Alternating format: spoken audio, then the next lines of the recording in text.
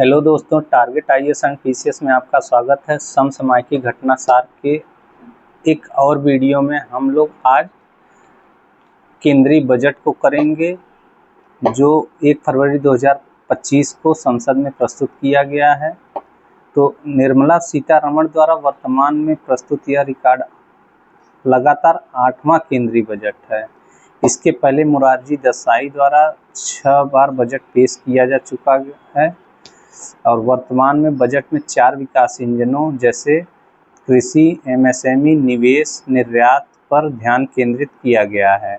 इसके साथ ही विकसित भारत के लक्ष्य को प्राप्त करने के लिए 6 व्यापक सिद्धांतों की परिकल्पना की गई है, जो बहुत इम्पोर्टेंट है।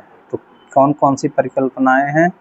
तो पहला है गरीबी से मुक्ति, दूसरा है 100% अच्छे स्तर के स्कूली शिक्षा, तीसरा है बेहतरीन, सस्ती व सर्वसुलभ स्वास्थ्य सेवाओं तक पहुंच, 100% कुशल कामगार के साथ सार्थक रोजगार, चौथा हो गया।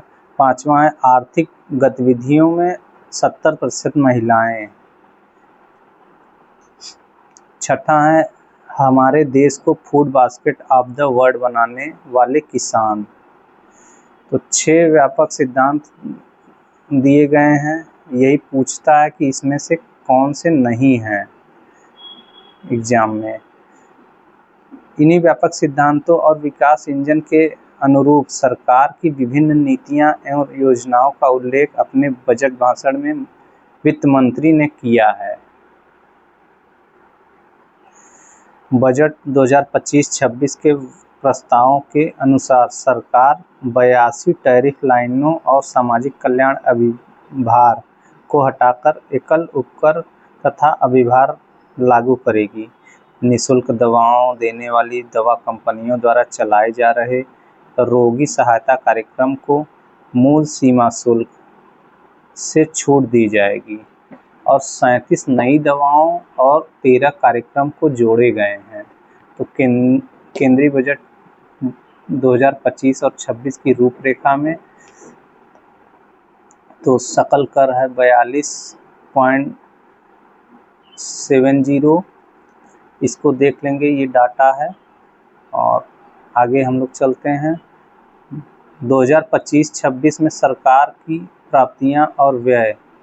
तो 24-25 के दौरान सरकार का कुल व्यय 48,20,512 करोड़ बजट में अनुमानित किया गया था।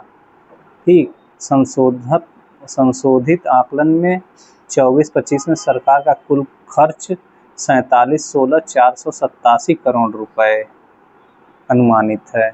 बजट 2025-26 के दौरान सरकार का कुल व्यय और भी अधिक 50,65,385 करोड़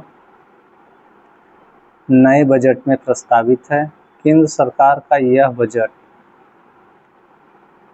24-25 के दौरान हुए कुल व्यय इतने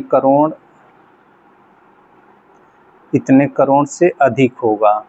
अच्छा, बजट 26-26 के लिए प्रस्तावित इतने करोड़ की कुल व्यय राजस्व खाते में इतने व्यय होंगे, इम्पोर्टेंट है।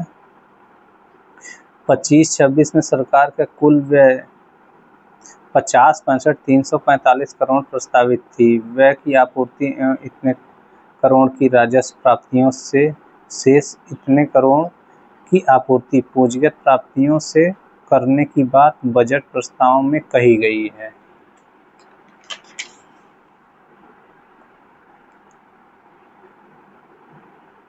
ये इम्पोर्टेंट है, यहाँ पे क्वेश्चन आते हैं। तो इसमें जो केंद्रीय बजट में रुपया कहाँ से आता है, तो उधार व अन्य देयताएं। उधार व अन्य देयताएं में कितना हिस्सा है? 24 पैसे। आयकर में कितना है? 22 पैसे। जीएसटी व अन्य कर में 18 पैसे हैं तथा निगम कर में 17 पैसे हैं। वही रुपया जहाँ जाता है तो करों और शुल्कों में राज्यों का हिस्सा 22 पैसे है, ब्याज अदायगी 20 पैसे है, केंद्रीय क्षेत्र की योजनाएं 16 पैसे है, रक्षा 8 पैसे है।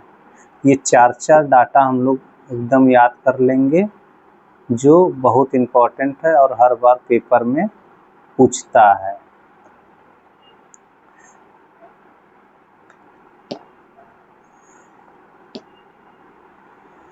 तो 34,20,409 करोड़ की राजस्व प्राप्तियों में 28,37,409 करोड़ कर राजस्व से शेष इतने करोड़ कर राजस्व से जुटाने का प्रस्ताव है।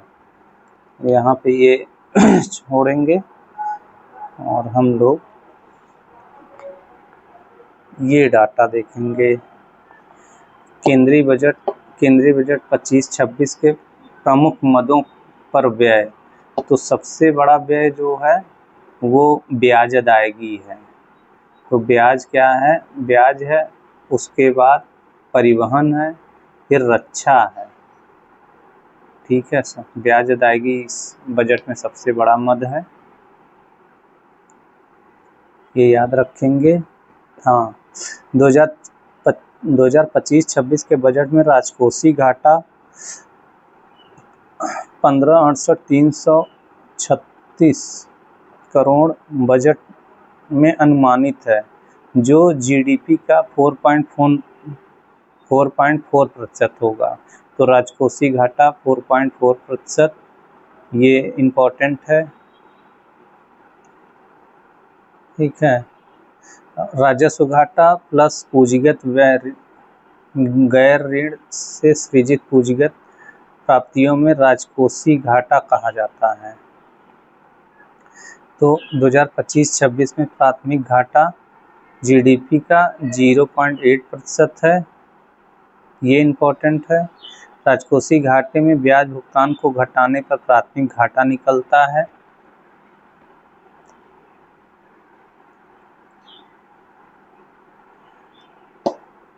केंद्रीय बजट 25-26 के प्रस्ताव में 60 टैरिफ दरों को हटाने का प्रस्ताव किया गया है।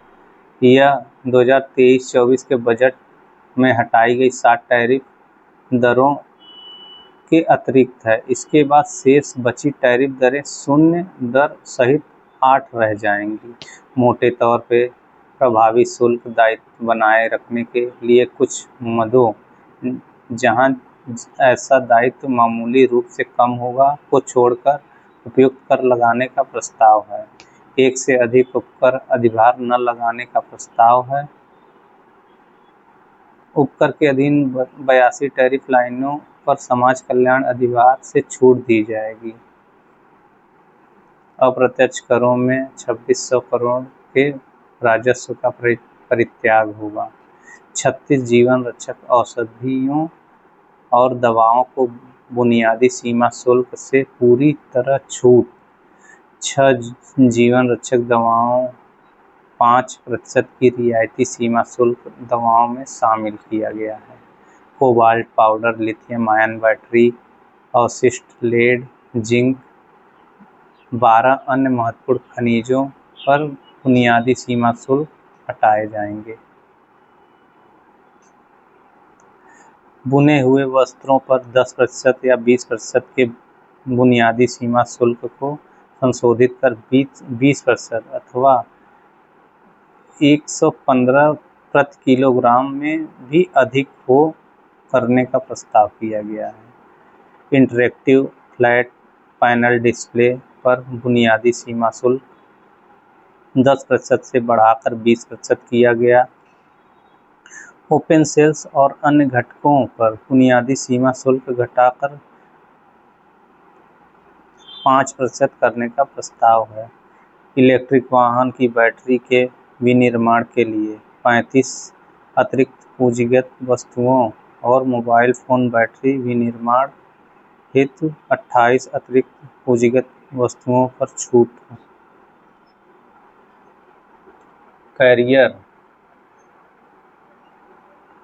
कैरियर ग्रेड ईथरनेट स्विच पर बुनियादी सीमा शुल्क 20% से घटाकर 10% लगाया गया।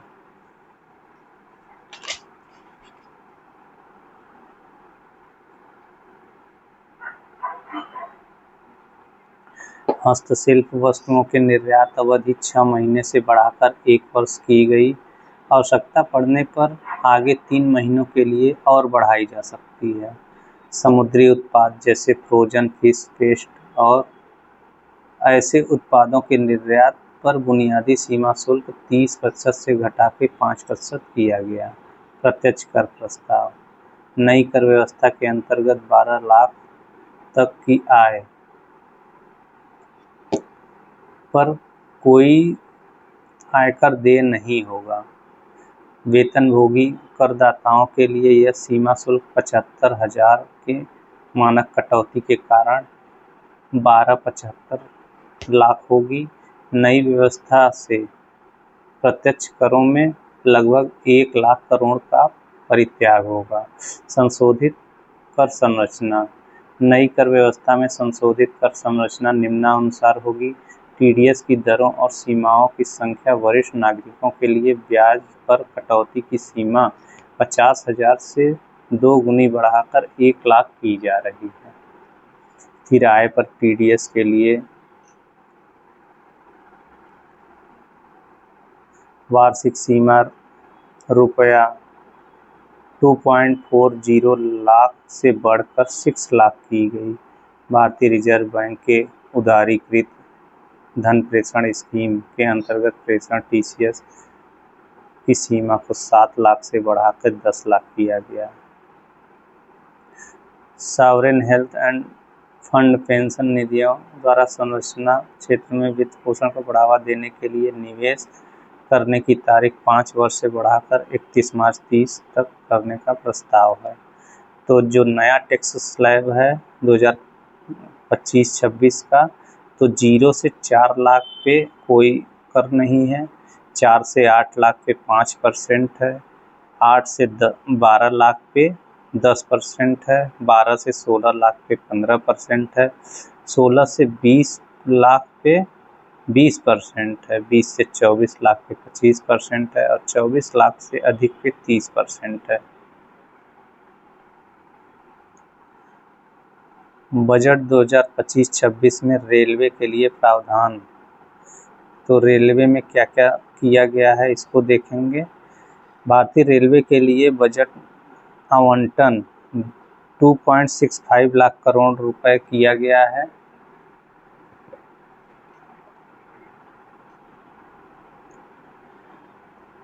बजट प्रस्ताव के अनुसार देश को अगले 2 से 3 वर्षों में 200 नई वंदे भारत ट्रेनें, 100 अमृत भारत ट्रेनें, नमो भारत रैपिड ट्रेन और 17,500 सामान्य नॉन एसी कोच मिलने की उम्मीद है।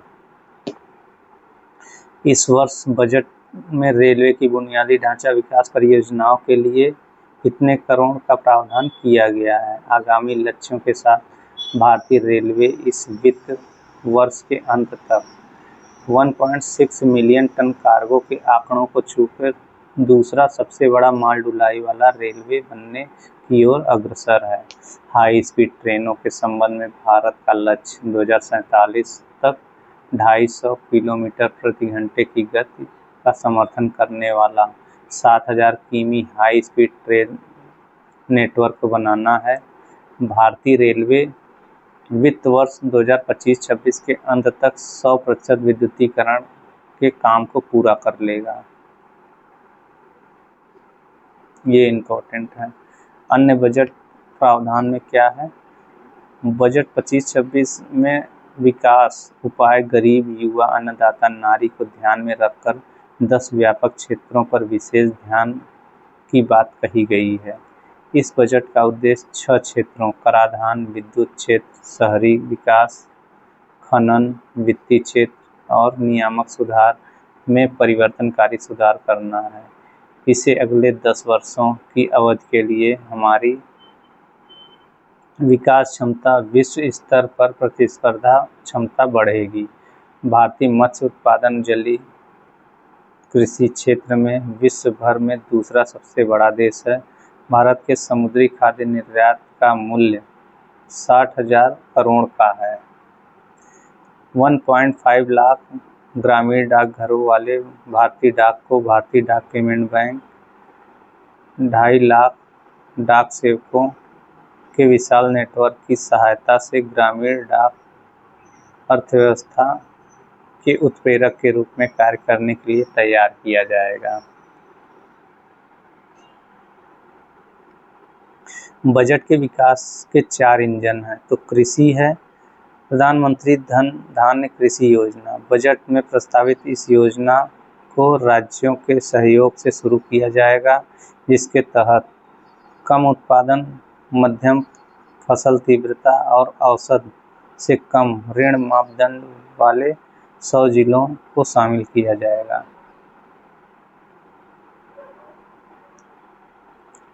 ये इम्पोर्टेंट है कृषि के लिए। 100 जिलों को शामिल किया जाएगा इसमें।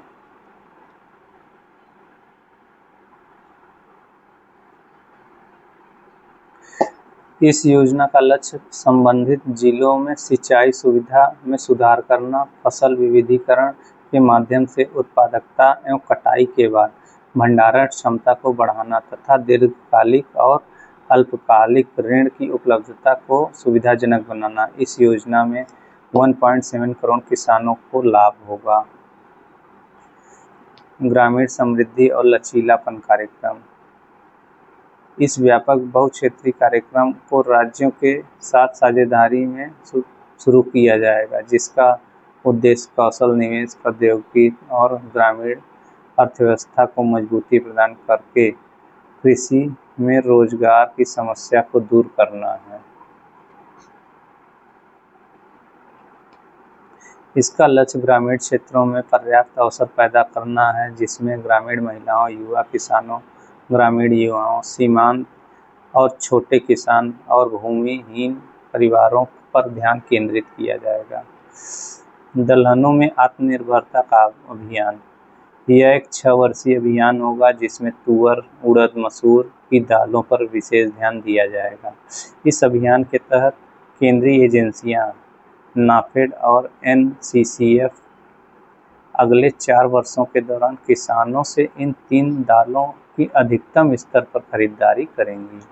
किसान के क्रेडिट कार्ड के माध्यम से उन्नत ऋण दिया जाएगा। संशोधित ब्याज अनुदान योजना के अंतर्गत 7.7 करोड़ किसान, मत्स्य और डेयरी किसानों को किसान क्रेडिट कार्ड के माध्यम से दिए जाने वाले अल्पकालिक ऋण की सीमा 3 लाख रुपए से बढ़ाकर 5 लाख रुपए करने की घोषणा की गई है। सब्जी और फलों के लिए व्यापक कार्यक्रम किए गए हैं। राज्यों के साथ साझेदारी में किसानों के लिए कुशल आपूर्ति, प्रसंस्करण और लाभकारी मूल्यों को बढ़ावा देने के लिए इस कार्यक्रम की शुरुआत की जाएगी। मखाना बोर्ड मखाना के उत्पादन, प्रसंस्करण, मूल्य संवर्धन और विपणन में सुधार के लिए बिहार में मखाना बोर्ड की स्थापना की जाएगी। ये इम्पोर्टेंट है। उच्च उपज वाले बीजों का प्रमुख राष्ट्रीय मिशन। अनुसंधान और मजबूत करने हेतु जुलाई 2024 को जारी 100 से अधिक उच्च उपज वाली बीज किस्मों को लक्षित विकास, प्रसार और व्यवसाय उपलब्धता सुनिश्चित करने के उद्देश्य से इस मिशन की शुरुआत की जाएगी।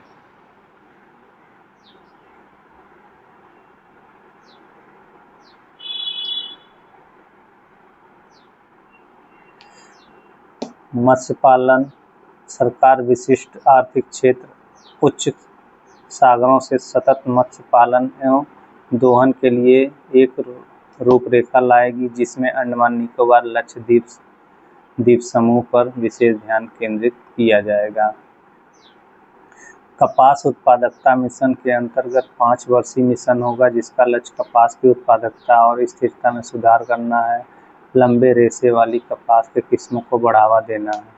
असम में यूरिया संयंत्र असम के नामरूप में ब्रह्मपुत्र घाटी उर्वरक निगम लिमिटेड के परिसर में 12.7 लाख मीट्रिक टन वार्षिक क्षमता वाला एक संयंत्र स्थापित किया जाएगा। एमएसएमई के लिए वर्गीकरण मानदंड में संशोधन। इसके तहत सभी निवेश और टर्नओवर सीमाओं को क्रमशः 2.5 और 2 गुना तक बढ़ाया जाएगा। सूक्ष्म उद्यमों के लिए क्रेडिट कार्ड। उद्यम पोर्टल पर पंजीकृत सभी सूक्ष्म उद्यमों के लिए 5 लाख रुपए की सीमा वाले कस्टमाइज क्रेडिट कार्ड दिए जाएंगे। इसके तहत पहले वर्ष में 100 लाख रुपए जारी किया जाएगा 10 लाख रुपए जारी किया जाएगा। Fund of fund. स्टार्टअप्स के लिए विस्तारित दायरे 10,000 करोड़ रुपए के नए अंशदान के साथ एक नया फंड ऑफ फंड्स स्थापित किया जाएगा। नए उद्यमियों के लिए योजना। अगले 5 वर्षों में 5 लाख महिलाओं, अनुसूचित जातियों और अनुसूचित जनजातियों में ये पहली बार उद्यम करने वाले को 2 करोड़ रुपए तक का सावधि ऋण उपलब्ध कराने की घोषणा की। फुटवियर और चमड़ा क्षेत्र के लिए फोकस प्रोडक्ट स्कीम। फुटवियर और चमड़ा क्षेत्र की उत्पादकता, गुणवत्ता, प्रतिस्पर्धात्मक बढ़ाने के लिए इस योजना की घोषणा की गई। इस योजना के तहत 22 लाख लोगों को रोजगार मिलने, 4 लाख करोड़ रुपए का कारोबार होने और इतने लाख करोड़ रुपए से अधिक का निर्यात की संभावना है। खिलौना क्षेत्र के लिए उपाय। भारत को खिलौने का वैश्विक केंद्र बनाने के लिए उच्च गुणवत्ता, विशिष्ट, नवीन और टिकाऊ खिलौने को बनाने के उद्देश्य से एक योजना का घोषणा किया जाएगा।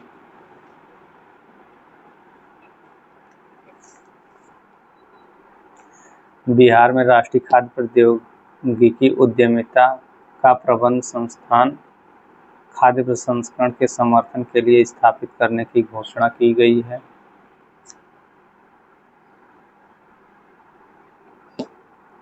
राष्ट्रीय विनिर्माण मिशन। यह केंद्रीय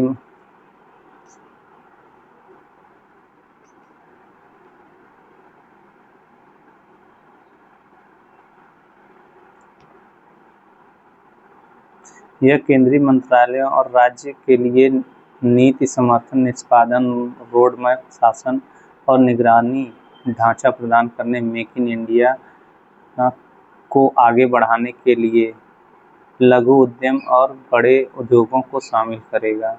वित्त मंत्री ने एमएसएमई के विकास का दूसरा पावर इंजन बताया क्योंकि देश की कुल निर्यात में इनका योगदान 45% है। निवेश। केंद्रीय बजट के इस विकास इंजन के तहत भारत के लोगों का, भारत की अर्थव्यवस्था और भारत में होने वाले नए नवाचारों में निवेश के लिए ध्यान केंद्रित किया गया है। लोगों में निवेश पोषण के लिए लागत मानदंडों को उचित रूप से बढ़ाने के लिए सक्षम आंगनवाड़ी और पोषण 2.0 की शुरुआत की जाएगी। सरकारी स्कूलों में नवाचार को बढ़ावा देने के लिए अगले 5 वर्षों के दौरान 50,000 अटल टिंकरिंग लैब्स स्थापित की जाएगी। भारत नेट परियोजना के अंतर्गत ग्रामीण क्षेत्रों में सभी सरकारी माध्यमिक विद्यालयों और प्राथमिक स्वास्थ्य केंद्रों तक ब्रॉडबैंड कनेक्टिविटी प्रदान की जाएगी। स्कूल और उच्च शिक्षा के लिए भारतीय भाषाओं की पुस्तकें डिजिटल रूप में उपलब्ध कराने के लिए भारतीय भाषा पुस्तक योजना की घोषणा की गई। युवाओं के कौशल विकास के लिए 5 राष्ट्रीय कौशल उत्कृष्टता केंद्र स्थापित किए जाएंगे। 6500 नए विद्यार्थियों की शिक्षा को सुगम बनाने के लिए वर्ष 2014 में के पश्चात शुरू किए गए 5 आईआईटी की क्षमता का विस्तार किया जाएगा। शिक्षा के लिए कृत्रिम बुद्धिमत्ता संबंधी एक उत्कृष्टता केंद्र स्थापित करने की घोषणा की गई। आगामी वर्ष में मेडिकल कॉलेज और अस्पतालों में 10,000 अतिरिक्त सीटें जोड़ी जाएंगी, जिनकी संख्या अगले 5 वर्षों में बढ़ के 75,000 तक की जाएगी। आगामी 3 वर्षों में सभी जिले अस्पतालों में डे कैंसर केंद्रों को स्थापित किया जाएगा। 200 केंद्र 25-26 में ऐसे 200 केंद्र स्थापित किए जाएंगे। शहरी कामगारों की आय बढ़ाने और उनका जीवन स्तर बेहतर करने के लिए एक स्कीम कार्यान्वित की जाएगी। बैंकों के ऋण में वृद्धि, 30,000 रुपये की सीमा के साथ यूपीआई से जुड़े क्रेडिट कार्डों आदि से संबंधित क्षमता विकास के लिए पीएम स्वनिधि योजना का पुनर्गठन किया जाएगा।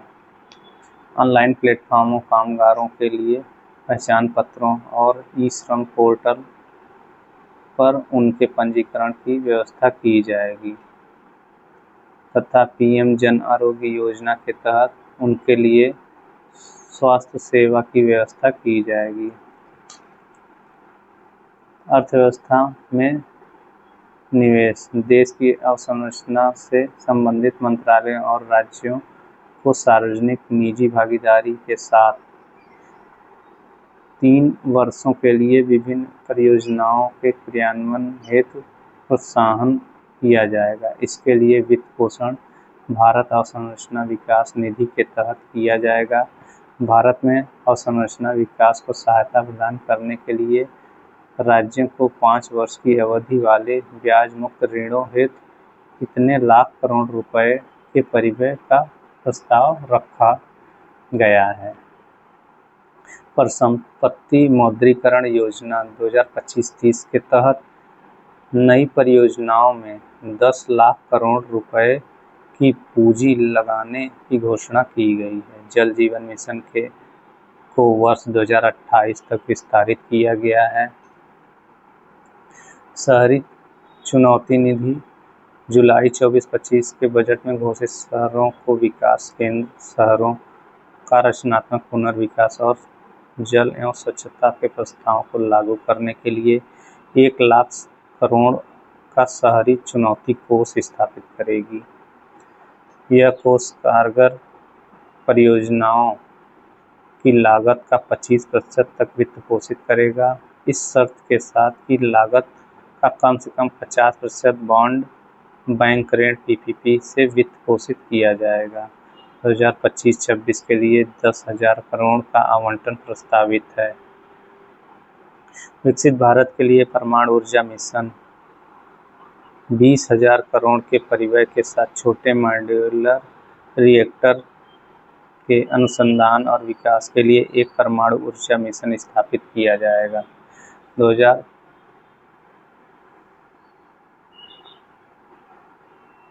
2035 तक कम से कम 5 स्वदेशी रूप से विकसित एसएमआर चालू हो जाएंगे।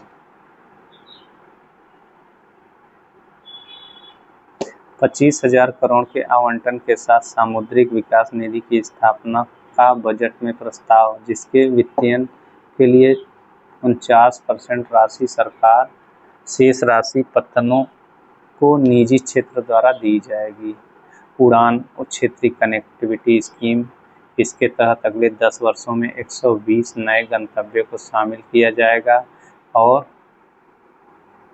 पर्वतीय, आकांक्षी और पूर्वोत्तर क्षेत्र के जिलों में हेलीपैड और छोटे हवाई अड्डों को सहायता प्रदान की जाएगी।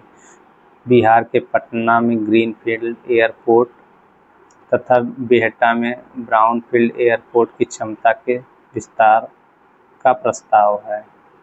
बिहार के मिथिलांचल में पश्चिमी कोसी नहर परियोजना को वित्तीय सहायता प्रदान की जाएगी।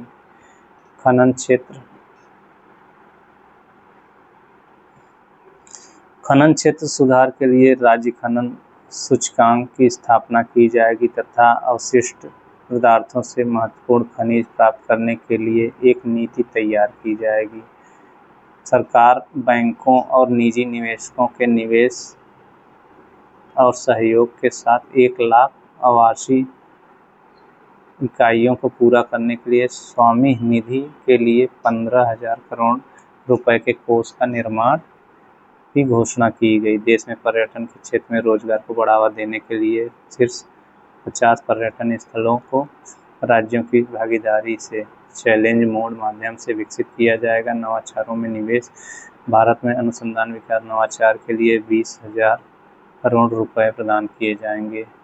अगली पीढ़ी से स्टार्टअप को उत्प्रेरित करने के लिए डीप टेक निधियों के कोष पर विचार किया जाएगा। पीएम अनुसंधान अध्येतावृत्ति योजना के अंतर्गत अगले 5 वर्षों में संवर्धित वित्तीय सहायता के साथ आईआईटी, आईआईएससी अनुसंधान के लिए 10,000 अध्ययावृत्ति योजना प्रदान की जाएंगी। 10 लाख फसल जनन द्रव्य के लिए देश की दूसरी जीन बैंक की स्थापना की जाएगी। यह सार्वजनिक और निजी क्षेत्र को आनुवंशिक अनुसंधान के लिए संरक्षण प्रदान करेगी। राष्ट्रीय भू-स्थानिक मिशन, नेशनल जियोस्पैटियल मिशन, बुनियादी भू-स्थानिक अवसंरचना और डाटा विकसित करने के लिए इस मिशन की शुरुआत की जाएगी।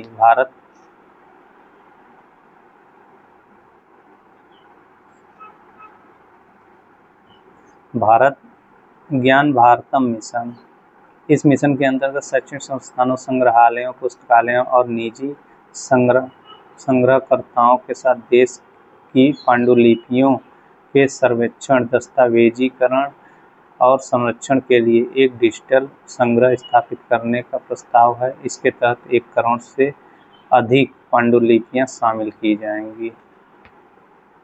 निर्यात संवर्धन मिशन में एमएसएमई मंत्रालय, वित्त मंत्रालय द्वारा संयुक्त रूप से चलाया जाएगा। इसके तहत अलग अलग क्षेत्रों और मंत्रालयों के लिए लक्ष्य तय किए जाएंगे। भारत ट्रेडनेट, व्यापार प्रलेखन, वित्त पोषण समाधानों के लिए संयुक्त मंच के रूप में अंतर्राष्ट्रीय व्यापार के लिए भारत ट्रेडनेट स्थापित किया जाएगा। यह यूनिफाइड लॉजिस्टिक इंटरफेस का पूरक है। बीमा क्षेत्र में प्रत्यक्ष विदेशी निवेश की सीमा 100% की जाएगी उन कंपनियों के लिए जो भारत में पूर्ण प्रीमियम का निवेश करेंगी।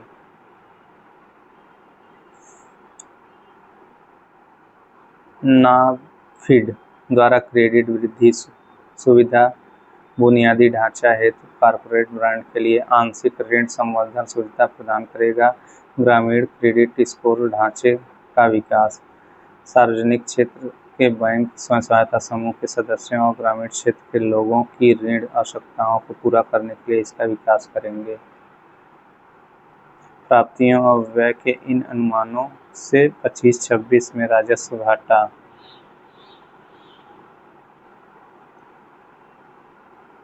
5,23,846 करोड़ रहने के अनुमान में लगाया गया है। यह सकल घरेलू उत्पाद का 1.5% होगा। अच्छा, राजस्व घाटा जीडीपी का 1.8% रहने का अनुमान था। इसका संशोधित अनुमान जीडीपी के 1.9% का है। कुल राजस्व व्यय, कुल राजस्व प्राप्तियों को राजस्व घाटा कहा जाता है।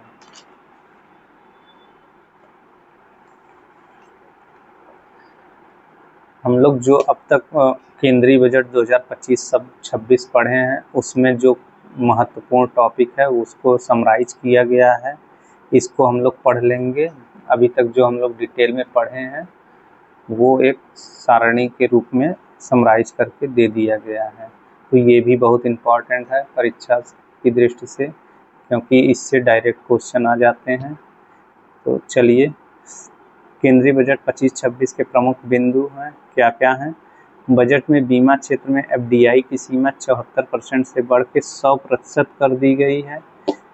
स्कूल और शिक्षा के लिए डिजिटल रूप में भारतीय भाषा में पुस्तकों को उपलब्ध कराने के लिए बजट में भारतीय भाषा पुस्तक योजना का प्रस्ताव है।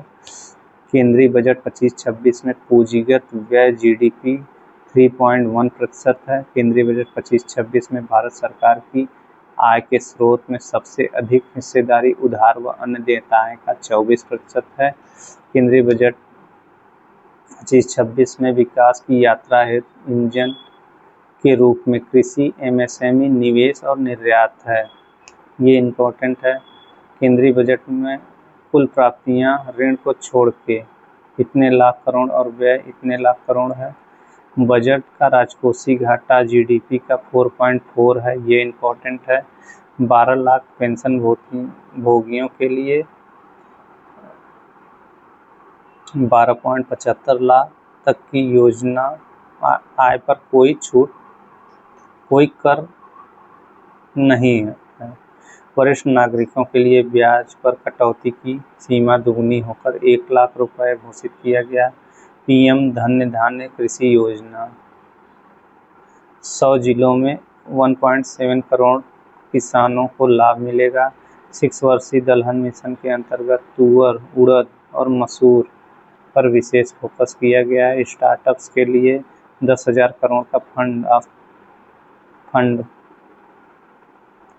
घोषित किया गया है। महिलाएं, SC/ST उद्यमियों के लिए 2 करोड़ तक का टर्म लोन, 5 लाख नए उद्यमियों को लाभ प्रस्तावित किया गया है। राज्यों के लिए 1.5 लाख करोड़ ब्याज मुक्त ऋण का प्रस्ताव है। शहरी विकास के लिए अर्बन चैलेंज फंड हेतु 1 लाख करोड़ प्रस्ताव दिया गया है। सरकारी स्कूलों में 50,000 अटल टिंकरिंग लैब्स का प्रस्ताव है। 36 जीवन रक्षक दवाओं को आयात पर कोई शुल्क नहीं है। इलेक्ट्रॉनिक वाहन और मोबाइल बैटरी के घटकों पर शुल्क में छूट का प्रस्ताव किया गया है। तो ये रहा केंद्रीय बजट 2025-26 जो हम लोग पूरा कर चुके हैं, और ये घटनासार के एक नए वॉल्यूम में हम लोग इसको अपलोड करेंगे। आपको ये वीडियो पसंद आए तो प्लीज़ लाइक, शेयर और सब्सक्राइब करिए और हमारे मोटिवेशन को बढ़ाइए। धन्यवाद।